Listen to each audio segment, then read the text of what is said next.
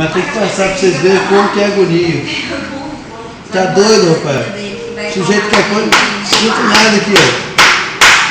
É pior que eu, né? Eu não sinto nada. Que bom. Que Por bom enquanto. não, negão. Daqui a pouco você vai Tem sentir. sensação de aleijado, aí eu já começa na cabeça desse jeito que isso nunca mais vai passar, eu vou ficar aleijado. Olha, anestesia ainda. eu sei, amor, mas a agonia é muito grande. Eu sei, mas eu passo Aqui, amor, pouco. tô batendo na minha perna, eu não sinto nada. Cara, tá mexendo no joelho. Tá mexendo no joelho. Tá. Eu não sinto nada, tô sentindo nada. Que bom. Sentindo nada. Aperta meu dedão aí.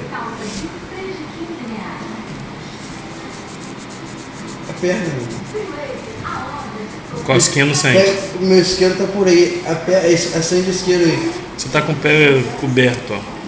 Só tirar o próprio eu coloquei pra poder mijar lá, pode tirar isso. Não, deixei. Nada.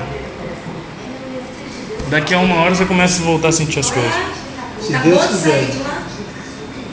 Mas é agonia, rapaz. Você é doido, pelo amor de Deus, rapaz. Eu tô me sentindo aquela mulher lá, aquela modelo que sofreu um acidente e ficou aleijada. Ela mesmo, eu tô me sentindo ela.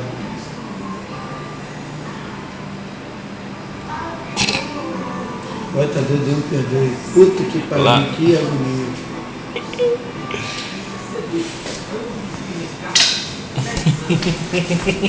Tá aqui, negão. Tortura também não, negão.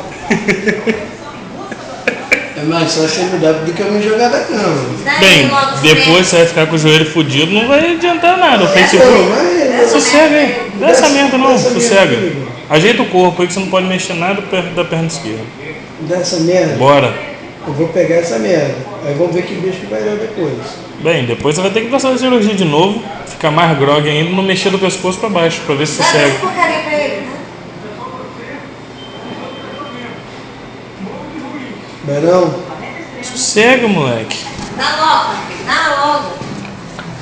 Dá essa merda ali, Patrick. Não sinto Enquanto nada. ele não estiver podendo mexer nada, a gente manda. Ele não vai mexer, só mexe daqui pra cima. Ele pode. Você acha que eu agarro aqui na cama e me jogo, não? Uhum. E depois a gente chama pra fazer outra cirurgia. De Fazer o ombro. quê? Aí você fica igual o Luciano. Comigo não.